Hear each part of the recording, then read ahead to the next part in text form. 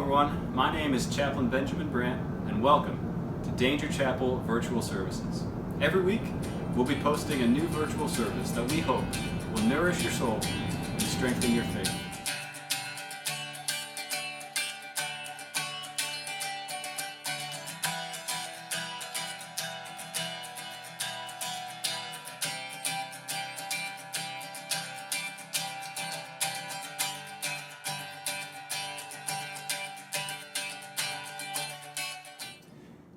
Well, good morning, everyone, and welcome to another Danger Chapel virtual service. I'm really excited for this morning. We're going to be looking at a phenomenal text. We've got Luke 12, 13 through 34 coming at you this morning.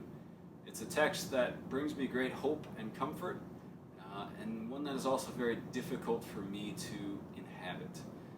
It's a text about where we have put our hope, and my suspicion is that many of us have misplaced our hope. I know I certainly have. If we can correct that, then there's a route through peace. But before we get there, I want to start off with a song. And this is a song by Jason Isbell and the 400 Unit. And the title of the song is Anxiety.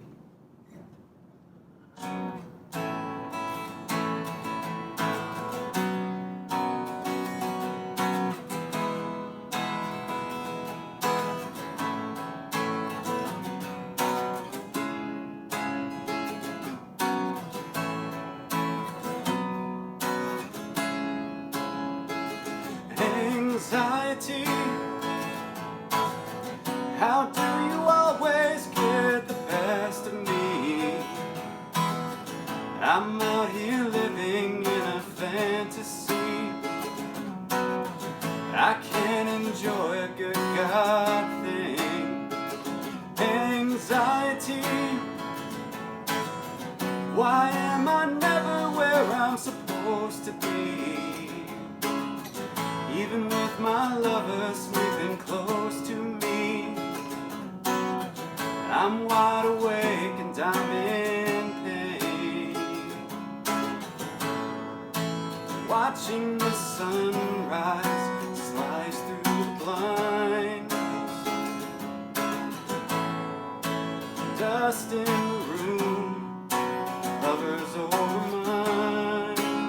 Lying here in silence, wife and child still sleeping deep enough to dream. Oh, I'm a lucky man, but so afraid that time will take it from me. Anxiety, how do you always get the best of me? I'm out here living in a fantasy. I can't enjoy a good God thing. Anxiety, why am I never where I'm supposed to be? Even with my lover sleeping close to me, I'm wide awake and I'm in pain. It's the weight of the world, nothing at all. Light as a prayer, and then I feel myself fall. You gotta give me a minute, 'cause I'm way down in it, and I can't breathe, so I can't speak. I wanna be strong and steady, always ready. Now I feel so small, I feel so weak. Anxiety, how do you always get the best of me? I'm out here living in a fantasy. I can't enjoy a good God thing. Anxiety, why am I never where I'm supposed to be? Even with my lover sleeping close to me, I'm wide awake and I'm in pain. A crowded room is a burning battlefield.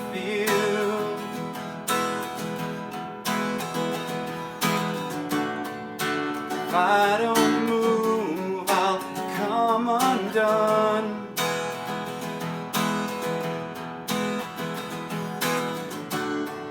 My heart beats harder, a hammer striking steel.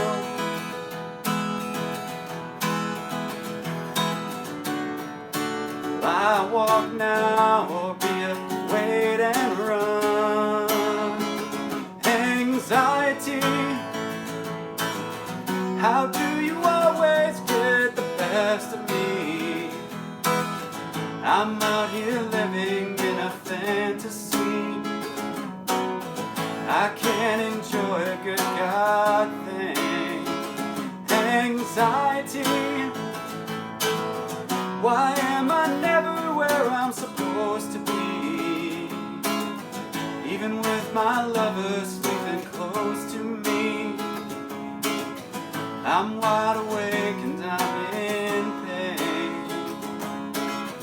I'm wide awake and I'm in pain. I'm wide awake and I'm in pain.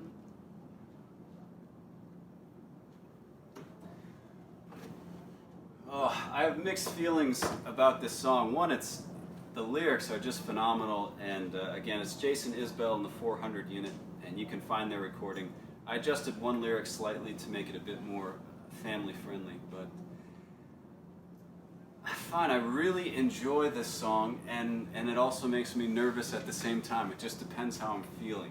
Sometimes it brings me great comfort, and when I'm anxious, then it's a mixed bag. Sometimes I'm comforted, and sometimes I just want to turn my mind off. But regardless, Mr. Isbell and his band do a phenomenal job of capturing in a song that feeling of anxiety, don't they? And my guess is I'm not the only one in the house who feels anxiety, right? This is a common human emotion, and all of us experience it to one degree or another, and sometimes it is absolutely crippling, and it paralyzes us. Are you with me there? And at this current time in our world, my guess is anxiety levels are higher than they are usually. We're removed from our typical stress relievers. We're removed from our communities, right? We don't have as much interaction. And we've got a lot of economic pressure that's been thrust upon us, and it's beyond our choice. And so you combine all that with a lot of time to get inside our own heads, and anxiety is a sure response, not for all of us, but for some of us. So for me, it's been an anxious week, and I'm not sure why that is. I just know that it has been an anxious week, and so I've been wrestling with God all week, trying to find a path through the anxiety, because my usual coping mechanisms weren't working. Usually, I can turn on some, Prime or Netflix or some tunes, or I can go work out and I can kind of shake it from my head. But that hasn't worked this week, and I've had no choice but to turn into my anxiety and face it head on. And I still float back and forth. Sometimes I feel absolutely paralyzed and like my knees are weak and they're going to collapse. And then other times I feel this great sense of peace. And so what I would like to do this morning is share a text with you that has brought me a lot of peace. And it's also revealed the source of my anxiety. And ultimately, what I found is the source of my anxiety is a misplaced hope, a misplaced trust, a misplaced faith. But let me explain. If you got your text with you, go ahead and turn to Luke chapter 12. Again, Luke chapter 12, and I'm going to start reading at verse 13. So again, Luke 12:13, here's what it says. Someone from the crowd said to him, "Teacher, tell my brother to divide the inheritance with me." I don't know if you've ever been around a family that's had inheritance squabbles. It can get pretty nasty, right? It doesn't have to, but it often does. Look at Jesus' response. He says, "Friend, who appointed me a judge or arbitrator over you?" He told them, "Watch out." Now hear this line. Watch out. Be on guard, like heads up. watch out, be on guard against all greed, because one's life is not in the abundance of his or her possessions. Did you hear that? Watch out and be on guard against all greed, because one's life is not in the abundance of his possessions. Then he told them a parable. He said, a rich man's land was very productive, and he thought to himself, what should I do, since I don't have anywhere to store my crops? Well, I'll do this. I'll tear down my barns and build bigger ones, and store all my grain and my goods there. And then I'll say to myself, you have many goods stored up for many years, so take it easy. Eat, drink, and enjoy yourself. But God said to him, you fool, this very night your life is demanded of you, and the things you have prepared, whose will they be? That's how it is with the one who stores up treasure for himself and is not rich toward God. So did you hear the story? It's a wealthy man who comes into a large share of money, right? This money happens to come from his crop. He's got a boom year, and his land is very productive. So what does he do? He puts all of his hope, he puts all of his faith, he puts all of security in this bumper crop. And so he says, I'll build bigger barns, and I'll be able to relax, and this is going to be great, and all my hope, all my security, my life will be sustained by this bumper crop. So I'm going to build bigger barns and bigger areas, and I'm going to store this, I'm going to kick it back, and I'm just going to take it easy because I can, because now I'm secure. Because now I'm secure. And I don't know about you, but I have been this, the exact character from this story. I've put my hope in my bank account and in my own prowess, my own competence, my own ability to provide. And so what's been going on for me this week, I don't know if it's been happening to you as well, but what's happened to me is I've been unable to sustain the illusion that my bumper crop is enough. So I've happened to reach a point in my life where financially I'm at a pretty stable place. My resume is pretty competitive, right? And so I realized that along the way, what I've been doing once I reached this point is over the last few months, I've literally been thinking, man, how can I stretch this out so that I can kind of kick back and relax? And I realized I thought that I was fully secure because I had some padding in my bank account, and I was sort of economically competitive, or competitive in the job market. And then I've had all these anxieties, which, what happens is I take one small little chink in the armor and then it blows up into this catastrophe, and usually I can just shake it off, but I couldn't this week. And what I think God has been doing in my life and in my heart is He's presented me with data that makes it clear and obvious that my security in myself is an illusion, and that I'm actually quite vulnerable.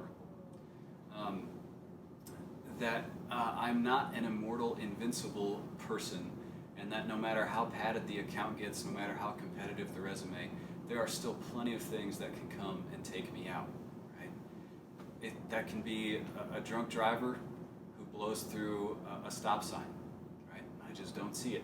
Bam, done. Life is over. It could be cancer. There's not enough money in the world to do a darn thing about cancer. It could be COVID, right? Maybe I've got some sort of health condition I'm not aware of. COVID hits it, attacks it, and I'm out, right? I'm done. There are a lot of ways that I could go down.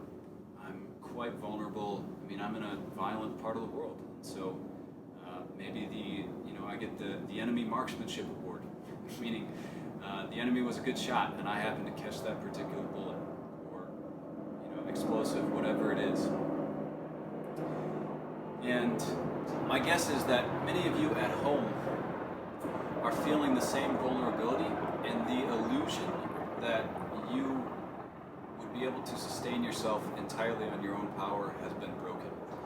Maybe you lost a job, or maybe you didn't even lose a job, but you just became aware that you could lose the job, right? And simply that awareness that who would have predicted a plague, so to speak, would come through, right? That we would have this virus sweep through the world and that the world would shut down its economic engines. I mean, who could have predicted that? No one. And, well, I suppose in the news there's all sorts of people who say that they did. So I guess some folks did predict it. But my guess is you didn't, and I certainly didn't. And you've become uncomfortably aware that you are indeed more vulnerable than you realized. And if you're like me, that anxiety, that vulnerability that you're feeling, or the anxiety that comes from that feeling, is because you have misplaced your hope. And you put your hope in your possessions. And you said, I'm valuable, I'm a full human being, I'm secure, I'm loved because I've got money in the bank, because I've got a secure job, because I've got degrees, or I've got achievements, or I've got athletic prowess, or whatever it is, right? You've put your hope in this basket that under your own steam, under your own power, you are 100% secure. And the truth is, we're not. None of us are. We're all actually quite fragile, vulnerable human beings. And then, so what's the solution? Are we just stuck there? No. Jesus continues. So look at what he says next. He said this to his disciples, "Therefore I tell you, don't worry about your life." Easier said than done, huh? He's going to explain.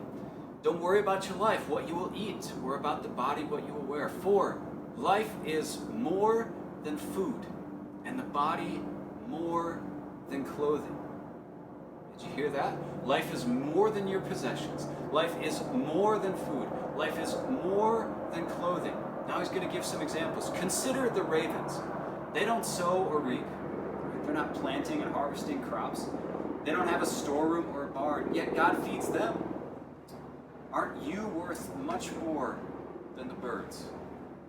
Or consider how, I skipped a line.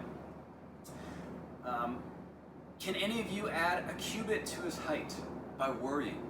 If then you're not able to do even a little thing, why worry about the rest? Consider how the wildflowers grow. They don't labor or spin thread.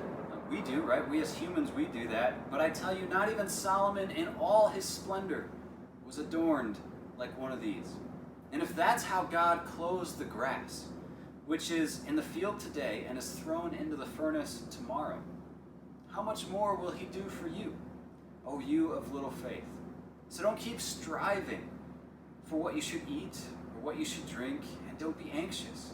For the Gentile world eagerly seeks all these things, and your Father knows that you need them. But seek his kingdom, and these things will be provided for you. Don't be afraid, little flock, because your Father delights to give you the kingdom.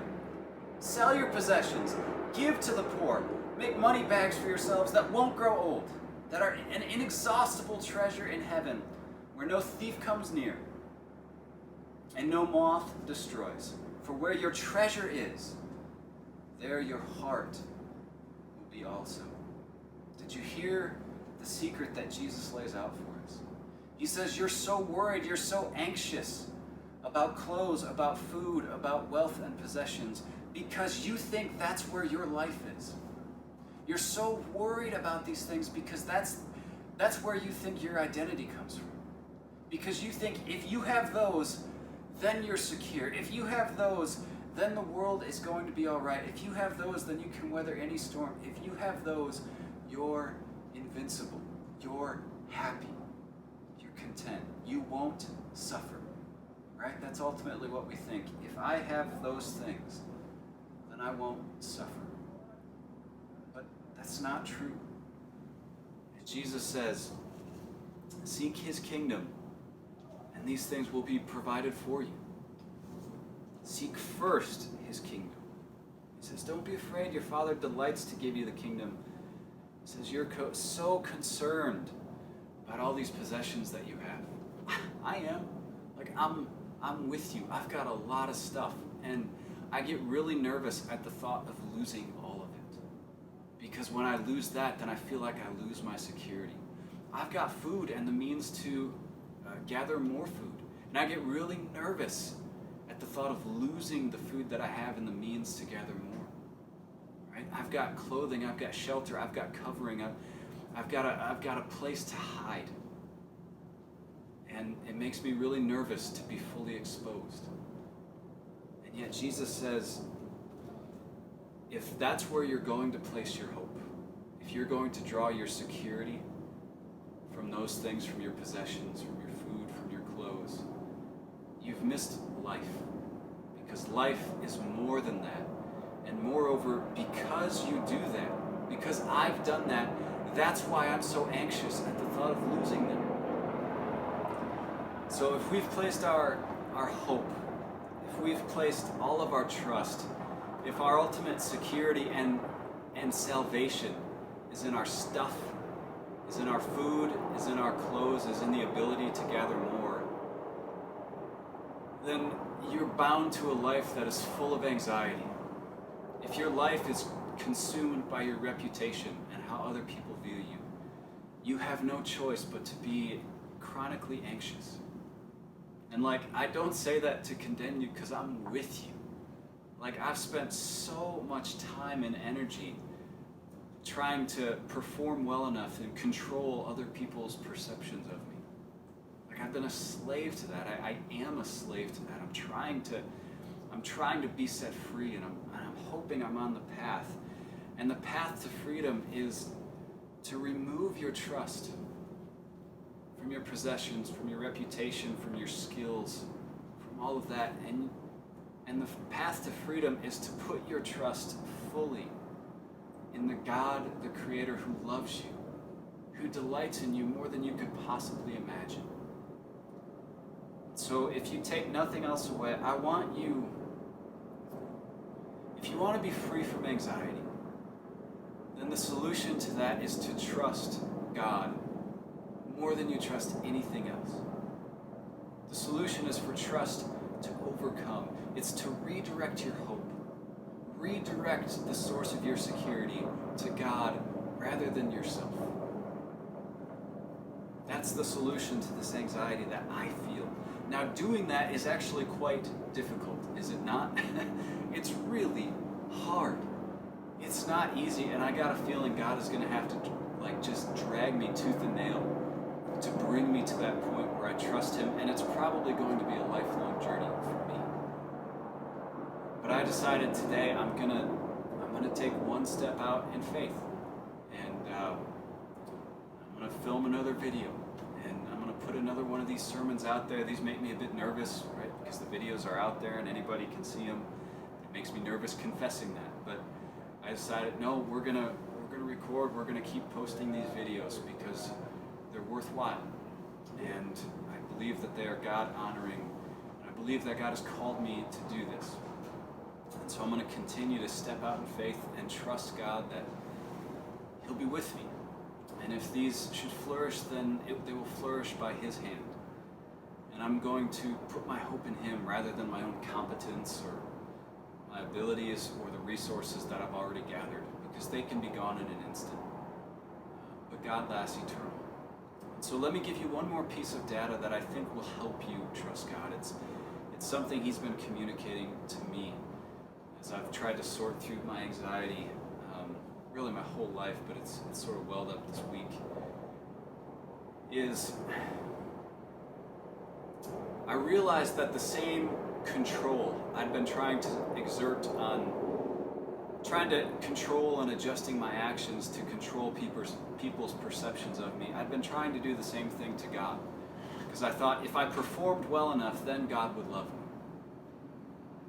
But the truth is, He just loves me. And He loves me regardless of my performance. And so whether I blow it and I, and just end up squandering everything that He's given me, and I end up, in some alley with a needle in my arm, I'm just as lovely there as I am if I've taken these resources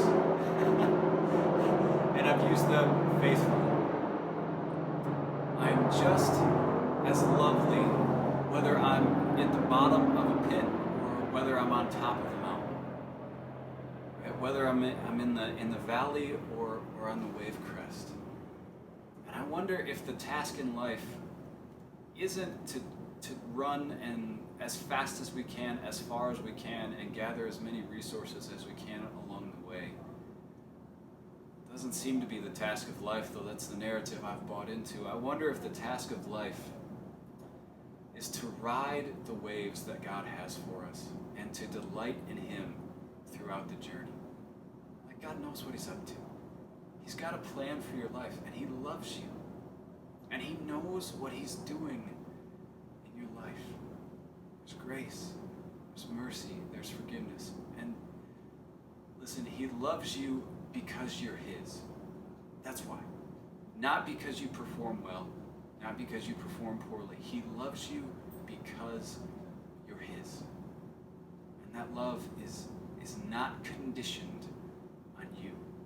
He loves because He chooses to love. That's the gospel. So if you are out there and you are anxious like me, then I encourage you, examine your heart. Where have you placed your trust? Do you truly trust in God? Do you truly believe that He loves you? Do you truly believe that He will sustain you until your time has come and He gathers you back to Himself? Do you truly believe that He has a plan? That He loves you? And that He will take care of you? That whatever may come, He is with you? That's the cure to anxiety, at least as far as I can tell. So, if your hope is in possessions, if your hope is in food, if your hope is in your own abilities or your reputation,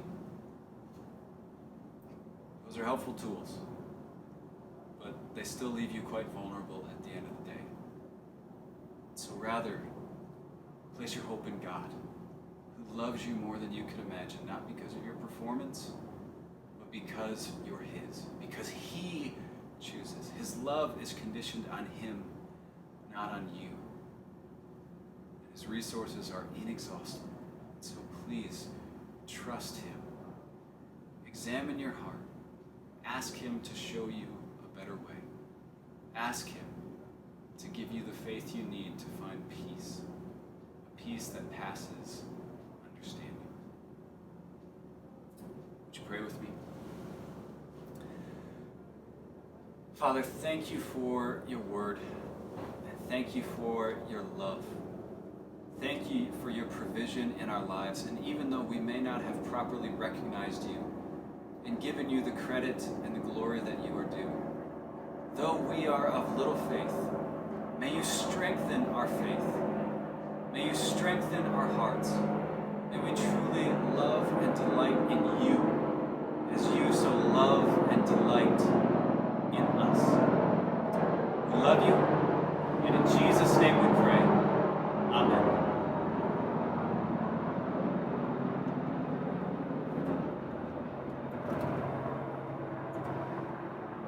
So I want to do one more song for you, and this song is called Known, and it's by a man named Torrin Wells. So again, Torrin Wells, the song is called Known, and the tagline is, I'm fully known and also fully loved.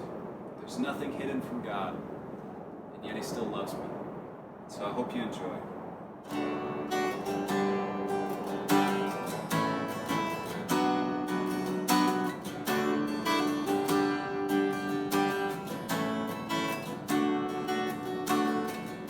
It's so unusual, it's frightening.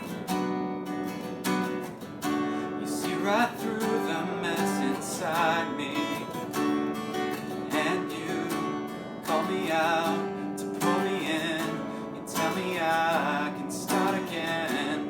I don't need to keep on hiding. Fully known.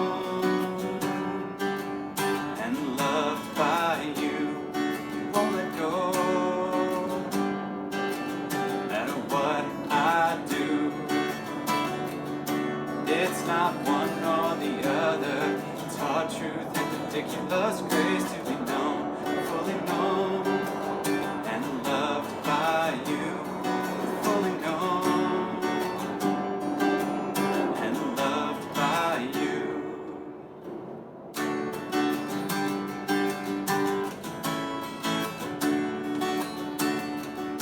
It's so like you to keep pursuing. It's so like me to go astray.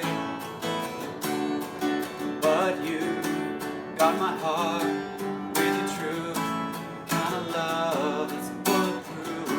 And I surrender to your kindness, fully known and loved by you. Won't let go, no matter what I do. It's not one or the other. It's hard truth and ridiculous grace to be known, fully known and loved by you. Fully known and loved by you. How real, how wide, how rich, how high is your heart. I cannot find the reasons why you give me so much. How real, how wide, how rich, how high is your heart. I cannot find the reasons why you give me so much. Fully known and loved by you. Won't let go, no matter what I do. It's not one or the other. It's hard truth and ridiculous grace to be known, fully known and loved by you. Fully known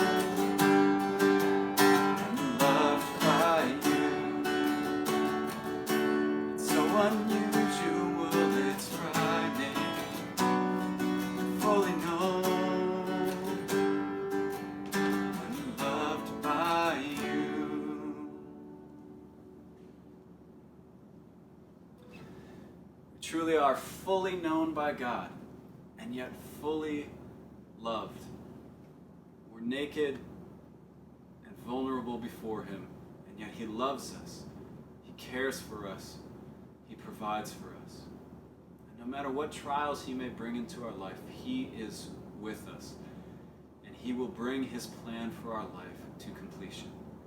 And so rest in Him, enjoy the journey, and delight in Him along the way. And as you do, may God bless you and keep you. May His face shine upon you and give you peace.